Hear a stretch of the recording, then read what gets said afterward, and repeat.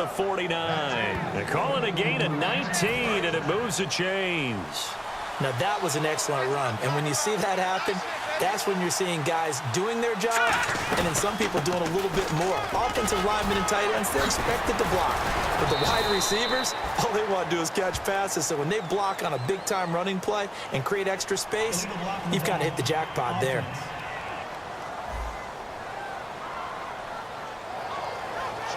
Still first down.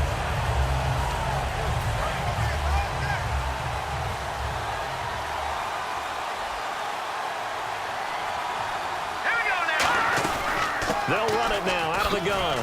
He had a quick little spin move, but the door shut fast as he's dropped. Give him 5 on the carry there, and it'll be second down.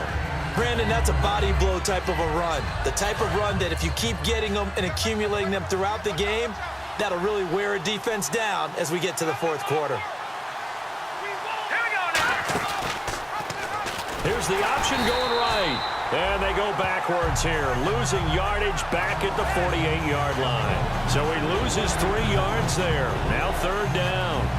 One thing that really impressed me about Joey Bosa is that he doesn't sacrifice the run game trying to get sacks. This guy really knows how to hold the point of attack, great leverage, and then goes and sheds people and makes plays. And at 6'5", 270, just a monster.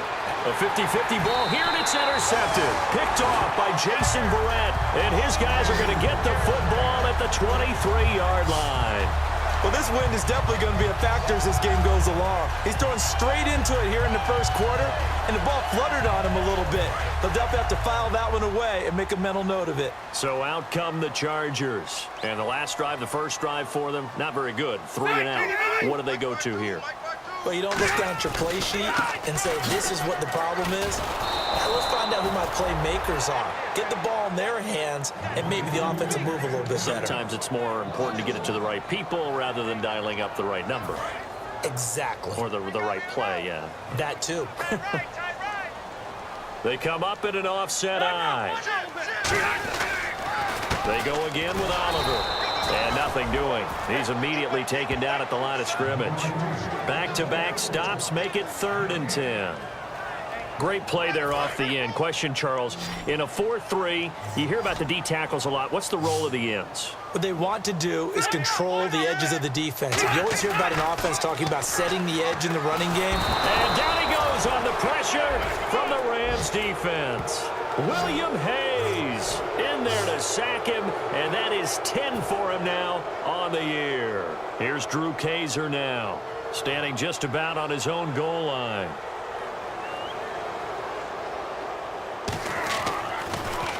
And he gets this away, angled for the sideline with a lot behind it. Wow. No returning this one. It sails out of bounds, and they'll spot it right at the 20. And the Rams getting set to go now. Looked like they had something going last drive. Then the interception happened. Will they recover?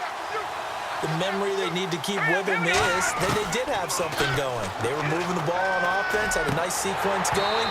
Don't worry about the other part. You can't get that back. Let's go back to what you were doing well before. I thought you were going to say they need to have no memory, but remember the good part, forget the bad. I like that even better.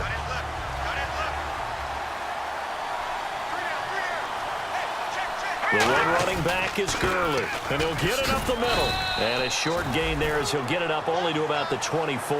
Give him 4 on the ground there. They're now left with 3rd and 6. Well, so far, this game has gone the way the defensive coordinator had hoped. They've dictated things. They've not let them run the ball very well at all. They gave up a nice game there. I doubt it'll back off their confidence. They've played so well throughout this entire game. And it's a short one here, complete to his tight end. Just a 5-yard pickup, and it leads to 4th down. A short game that doesn't get them the first down brings up a 4th down situation. Really nice job defensively. They knew where the sticks were. They got the stop before it. And how about the call here? They need 2 yards in their own territory on 4th down, and they're going to go for it. Here we go. It's Gurley. Oh, nice spin. Oh, that brought back bad memories. And he's taken down at the 43, but not before picking up the first. So disappointing there for a defensive unit. You hold them to a 4th down in their own territory, you figure you've gotten yourselves off the field, and all of a sudden, here's the offense staying out to go for it. And they wind up getting a 1st down. All right, here we go. Now a first down throw. Gone. And he will find his man on the end route. Complete. Well, we saw the practice film this week. They wanted to focus on these intermediate passing plays, and it paid off there. And they took that focus not just to the practice field, but in the film room to show the guys exactly what they wanted, what types of looks they should expect to get, and how they would beat those coverages each and every time, and it paid off on that play. Now Goff on first down. He's going to loft one deep left side here. And he's got his target. It's Austin for the Rams touchdown. Tavon Austin, his 11th touchdown of the year. And the Rams are going to take a first quarter lead. And he's a little bit on the shorter side as a receiver. Maybe sometimes for the defense, tough to find the little guys, right? Yeah, sometimes they get lost in the traffic, but usually what it means is that rather than just winning with height or even speed, they use their quickness to find a way to get open. Well, tall, short, wide, skinny, whatever, there it results in a touchdown. The kickoff team on the field now as they will send this one away.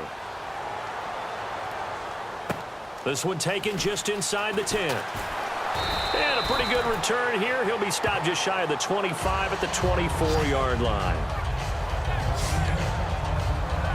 Now the Chargers offensive unit ready to see what they can do here. And last drive, 3 and out. Still a goose egg on the scoreboard. How do they break that goose egg? They've got to find a way to get the ball in the hands of their playmakers, get them some space, and try and make a first down and get some momentum going. It's been a struggle for them throughout the game, and that 3 and out on the last possession, that told you just how stalled they are on offense. So who will step up here? We'll see. Well, the person carrying the ball is always the easy target when things aren't going so well, but I think it's a combination with the Chargers. They've got to get the offensive line going in order to improve those numbers from last year. They weren't very good running it, partner. No, they were bottom of the AFC, second to last in the entire NFL. And the offense looks to pick up the first here on third after that incompletion.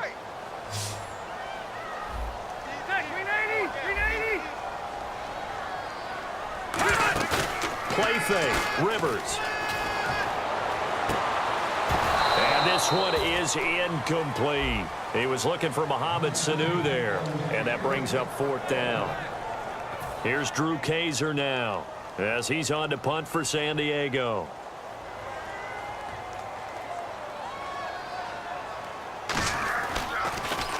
He gets us away. It's a good one. Drawing toward the sidelines. And no return here. Where will they spot it? They say just outside the 20-yard line. And now out on the field, here comes Los Angeles. And they'll just simply be looking to build off the confidence of the last time out where they scored a touchdown. Man, confidence is powerful, isn't it? When you've scored once, you feel like you can go back out there and get it done again. Doesn't matter what the defense throws at them. They feel like they're in a groove right now, and they want to get out there and show it. Yeah, hoping to stay in that groove here this go-around. Call it a pickup of 7, and it'll make it second down. Completed pass play. Now let's see if they go back to the air or to the ground. All right, I'm doing my rudimentary math here. That's his third catch here in the first quarter. I don't know if it's just game plan or he's just finding his way open. And maybe a little of both. Give him 12 yards on that one. It earns him a fresh set of downs. Partner, I remember a coaching friend of mine used to tell his running backs before games, make sure you run and jog with your offensive line in pregame. Get used to the ground shaking when those big behemoths start to create space for you up front.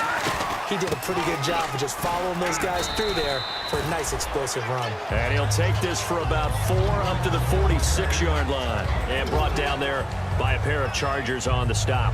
These are not the runs that you worry about early in the game. These are runs that you're establishing now for later in the game, trying to wear a defense down and create holes that you'll exploit later. Goff turns and gives to Gurley. And taking it across midfield and inside the 45. Give him 11 yards that time and a new set of downs. On any explosive run, you can almost feel the ground shaking, and that's from the offensive linemen creating space for their runners. I had an old coach tell me before, they always told his runners, run around the offensive line in pregame. Get used to the ground shaking so you don't trip and fall when it happens in a game. On 1st and 10, Goff. He's going to look deep down the field. Looking for Austin, intercepted. A great read, and it's picked off. And a big turnover there as his guys will get the football back. And he may want to track down that football because that's interception number 1 on his career. You're saying that's going into the trophy case? I'd put it there. Yeah, no doubt about it. That's when you ask the equipment guys to make sure they hold it for you after the game. But if you play in the back 7 on defense, that's part of your job, finding ways to take the ball away from the other team. They run it here with Oliver. And he is going to lose yardage here. That's going to go as a loss of 2, and it'll be second down. The evaluation process in today's NFL does not take into account as much bulk as it does speed, and that's what we're seeing with the linebacker position. Those guys that can run, they can play at any spot because they can make plays on the opposite side of the line of scrimmage. On the run, it's Oliver. Maybe a gain of a yard that time, but from the spot, actually no gain. So 3rd and long. Well, that was better than the first go-around when he lost yardage, but still nothing there, and that sets up a 3rd and long. Tough spot here. Put it mildly, sometimes I wonder if some of that old-school football should come back into play. You know what I would think here? Quick kick. Try and change field position, help out your team. Finding his safety valve here. That's complete. And they'll get 10 there, but it leaves them just short for 4th down. I think that call was made not so much to try and get the first down, although they would have taken it if they could have gotten it, but to give their punter a little bit of space and try and help out their defense. Yeah, got the safe completion on 3rd. Fielded at the 20. A very nice job on the run back there. He'll get 23 yards all told. And possession will switch hands, 1st and 10. And now out on the field, here comes Los Angeles. And 2 picks thrown here in this first half alone. We'll see how that affects him. Can't wait to see where his confidence is, because the great ones, they'll throw 4 or 5 picks, and while it'll hurt their team, it won't hurt their confidence. They'll think something was just wrong with the ball or the wind or something was funny. It's never about them. That's how they stay so into the moment and into the game. Now Goff will hand this one to Gurley. And he's brought down. They give him 14 yards that time and a fresh set of downs. And it is still early, just the first quarter. But you start prorating the numbers, and we might be in for some history. I mean, that last run puts him over 100 yards already, and we've still got 3 quarters to go. This is Johnson, the fullback. And they're able to get this one past the 30 down to the 25. They pick up 12 on the play there, and they move the chains. That guy's going to want the football a whole lot more. I'd hate to be the offensive coordinator now, because all he's going to say is, how come I'm not touching him more? Do you see me out there moving around, wiggling, and making it happen? Give me the ball, coach. On 1st down, it's Gurley. And a good run as he manages 7 yards down to the 17. That was a good run, probably right on the edge of breaking into something really big. So the defensive guys right now are talking about, okay, what can we do to slow him down before he truly gets started? They'll run it now out of the gun, and they'll bring him down at the 13-yard line. It's a gain of 4 there, and it gives him a new set of downs. The way they're moving the ball on offense now, somewhere Coach Hank Stram is grinning. Just matriculating the ball down the field, boys. 1 quarter down. 7-0 is our score. EA Sports NFL Sunday returns following this. Back live now to begin the second quarter with Charles Davis, Brandon Gaudin. It's the Rams with a football to get us going. And they're on the move here. They've got it 1st and 10. Here we go. Green threat. They'll run it now out of the gun. Shit, and he'll get into the end zone. Touchdown, Rams. Todd Gurley, a 13-yard touchdown run. And the Rams add on to their lead. And on his way to the end zone, shedding the tackle, he would not be denied. That's what's called finishing the run, making sure you power your way through. One-on-one tackle, no running back wants to go to the bench and say, I got stopped just short. Out is the kickoff unit as they run up and send this one away. This fielded at the 2. Oh, a nifty juke there. Not much fun for a guy trying to tackle him.